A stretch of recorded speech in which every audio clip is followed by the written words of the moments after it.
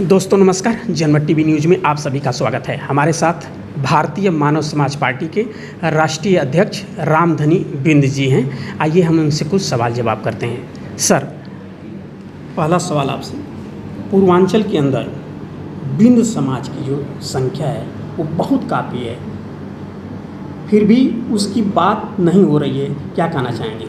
सबसे पहले मैं आपके जनमत टीवी को धन्यवाद देता हूँ कि आपने हमारा इंटरव्यू ले रहे हैं। जैसे आपने पूछा कि पूर्वांचल में बिंद समाज की कोई अहमियत नहीं है, यह सच्चाई भी है कि पूर्वांचल में इलाहाबाद से लेकर बलिया तक जितने 8-10 ज़िले हैं, एक भी विधानसभा ऐसा नहीं है जिसमें 25,000 से लेकर 50,000 तक किसी विधानसभा में 1.5 लाख तक भी मतलब बिंद समाज की जनसंख्या है।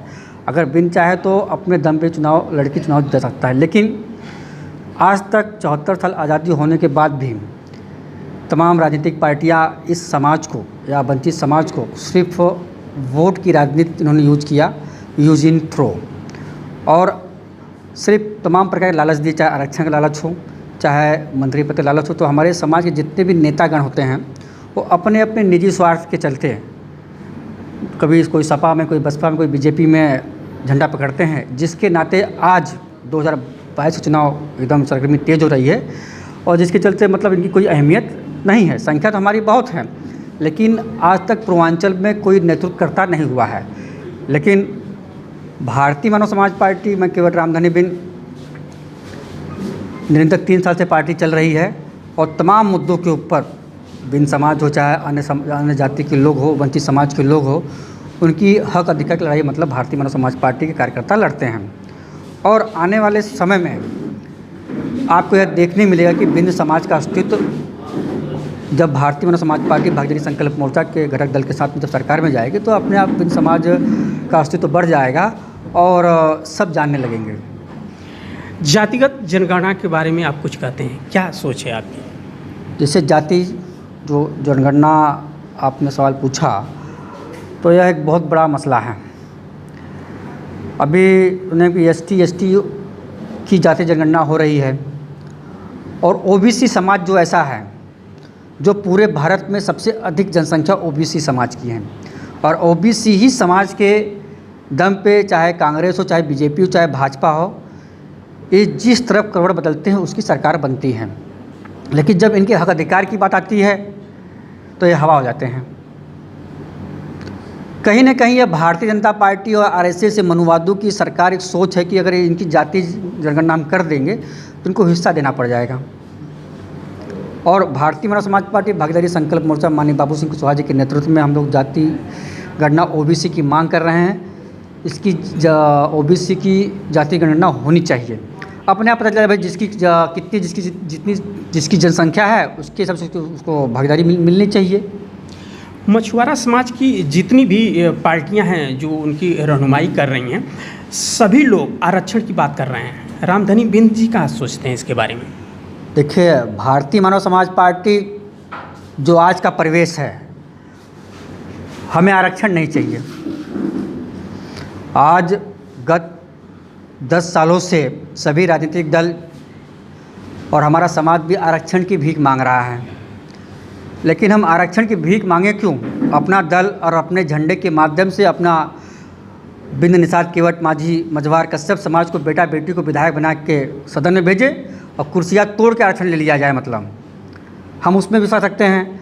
हम यूँ ही भीख मांगते रहेंगे, सड़क पे आंदोलन करते रहेंगे, चक्का जाम करते रहेंगे तो हमारा समाज जो है या गरीब है तो मुकदमे कहाँ से लड़ेंगे? जेल में बंद कर दिया जाएंगे, मतलब तो उनका मनोबल कमज़ोर हो जाता है। एक ही आरक्षण लेने का एक ही तरीका है, भारतीय मानव समाज पार्टी भागीदारी संकल्प मोर्चा, और इसमें घटक दल हैं वंचित समाज के लोग। आरक्षण तो बहुत आसानी से मिल जाएगा। और बीजेपी में कुछ हमारे समाज की जो पार्टियां हैं उनकी हम बुराई नहीं करते हैं, वह एक अपने निजी स्वार्थ के चलते अगर वो लोग आज चाहें तो आरक्षण आज की आज मिल सकता है। इस्तीफ़ा देवे तुरंत भाजपा से, इस्तीफ़ा दे देवे आरक्षण योगी जी को और मोदी जी को तुरंत उनको देना पड़ेगा आरक्षण। 10% का आरक्षण स्वर्ण कास्ट को 72 घंटे में दिया जाता है। तो यह जो अति पिछड़ी जातियां हैं, वंचित समाज की 17 अति पिछड़ी जातियां हैं, बिंद, निषाद, केवट, माझी, मझवा, राजभर, नाई, लोहार, पाल जैसे समाज की लाए हैं। या कहीं न कहीं जो चाहे सपा हो, चाहे बसपा हो, चाहे बीजेपी हो, ये खुद गुनहगार हैं मतलब अपने समाज के। इनकी वजह से ये आरक्षण नहीं मिल पा रहा है। आज तक इन्होंने आरक्षण की आवाज़ उठाई नहीं है, सदन में बोल पाते नहीं हैं। जो उनका हाईकमान कहेगा वही जाकर वहाँ काँव कहेंगे मतलब, और कोई उनका जरिया नहीं है। तो आरक्षण तो भागीदारी संकल्प मोर्चा वंचित समाज को विधायक बनाकर सदन के अंदर छीन के ले लेगा। अभी आप देखें तो मोर्चा गठन के पहले जो भागीदारी संकल्प मोर्चा का गठन हुआ और इसके अगुवाई किए ओम प्रकाश राजभर जी ने, उसके पहले भारतीय मानव समाज पार्टी को उतने बड़े पैमाने पे लोग नहीं जान रहे थे। छोटी छोटी पार्टियां हम देख रहे हैं, घटक दल हैं, 8-10 पार्टियां ऐसी हैं जिस पे ओम प्रकाश राजभर ने हाथ रखा और आज राष्ट्रीय लेवल पे नहीं, अंतर्राष्ट्रीय लेवल पर भी वो छोटी छोटी पार्टियों को लोग जानने लगे और उनका समाज कहीं ना कहीं गर्वान्वित महसूस कर रहा है कि आज कोई देश में ऐसा नेता है जो उन छोटी छोटी पार्टियों की बात कर रहा है, उनके समाज की बात कर रहा है। तो आपको कैसा लग रहा है उस नेता के बारे में सोच करके? देखिए, भागीदारी संकल्प मोर्चा के संयोजक माननीय बाबू सिंह कुशवाहा जी और माननीय ओम प्रकाश राजभर जी, जब इन दोनों नेताओं ने सोचा कि यह मनुवाद की सरकार, बीजेपी की सरकार में और वंचित और शोषित समाज का शोषण हो रहा है, तो अकेले रह के कुछ किया जा नहीं सकता। मतलब बिंद हो, निषाद हो, केवट हो, कश्यप हो, नाई, लोहार, पाल हो और राजभर समाज हो या पटेल समाज हो, हम लोग अलग अलग रह के कुछ इस बीजेपी सरकार कुछ कर नहीं सकते। अगर एक लकड़ी को अगर तोड़ना तो आसानी से तोड़ जाएंगे, अगर 5 लकड़ी को इकट्ठा कर लिया तो उसको कोई तोड़ नहीं सकता। इसलिए माननीय राजभर जी का मैं बहुत बहुत धन्यवाद देना चाहता हूँ कि उनकी एक सोच बनी वंचित समाज को एक प्लेटफॉर्म पर लाने की।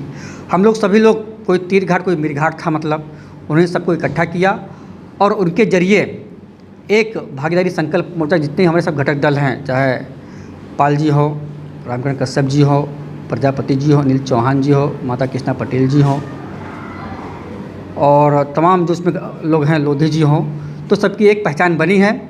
और इस पहचान के चलते आज जो उत्तर प्रदेश के अंदर जो बड़ी बड़ी राजनीतिक पार्टियां हैं, उन सब की हवा ख़राब है। वह उनकी मजबूरी बन गई है कि कैसे ये अति पिछड़ी वंचित समाज को तोड़ा जाए। मतलब कहीं बीडीसी को, कहीं ग्राम प्रधान को, कहीं जिला पंचायत को, आप तमाम चुनाव देखें किस तरह मतलब ब्लैकमेलिंग कर रहे हैं। तो उन्हें भागीदारी संकल्प मोर्चा से डर है, भाजपा को भी, सपा को। अभी आप सुन रहे थे भारतीय मानव समाज पार्टी के राष्ट्रीय अध्यक्ष हैं रामधनी बिंद जी, जो साफ कह रहे हैं कि ये भागीदारी संकल्प मोर्चा से सभी पार्टियों को डर है। और स्वाभाविक सी बात है कि कुछ साल पहले तक यह भागीदारी संकल्प मोर्चा का जब गठन हो रहा था तो सभी लोग इसको हल्के में ले रहे थे, लेकिन आज उत्तर प्रदेश की 2022 के चुनाव को लेकर के ऐसी स्थिति है कि हर पार्टी, चाहे समाजवादी पार्टी के वो अखिलेश यादव हों, चाहे वो भारतीय जनता पार्टी हो, चाहे वो कांग्रेस हो, चाहे बहुजन समाज पार्टी है, सभी लोग कहीं ना कहीं चाह रहे हैं कि यह भागीदारी संकल्प मोर्चा हमारे साथ आ जाए। खास करके अखिलेश यादव की भी पैनी नज़र है कि यह अगर भागीदारी संकल्प मोर्चा की ओपी राजभर और बाबू सिंह कुशवाहा जी अगर हमारे साथ आते हैं तो निश्चित तौर से 2022 का जो चुनाव है हम भारी मतों से, बहुत बहुमत के साथ सरकार बना सकते हैं। और उधर कहीं ना कहीं आशा भरी किरण से भले उन्होंने लात मारा हो भारतीय जनता पार्टी को, ओम प्रकाश राजभर ने, लेकिन फिर भी अपने दरवाजे भारतीय जनता पार्टी इनके लिए खोली हुई है कि वापस आकर के हमारे साथ फिर से मिल करके यह हमारे साथ चुनाव लड़ें। और इधर कांग्रेस की प्रियंका गांधी भी इस बात को अच्छी तरह से समझती हैं, क्योंकि पिछली बार आपने देखा होगा कि गंगा में वह नाव की यात्रा की थी। तो निश्चित रूप से इस समाज को कहीं ना कहीं भागीदारी संकल्प मोर्चा ने इकट्ठा किया है अपने साथ, छोटी छोटी पार्टियों को इकट्ठा करके। तो आज 2022 में अगर कहा जाए तो सरकार बनाने की जो कुंजी है वह भागीदारी मोर्चा के पास होगी, इसमें कोई दो राय नहीं है। धन्यवाद।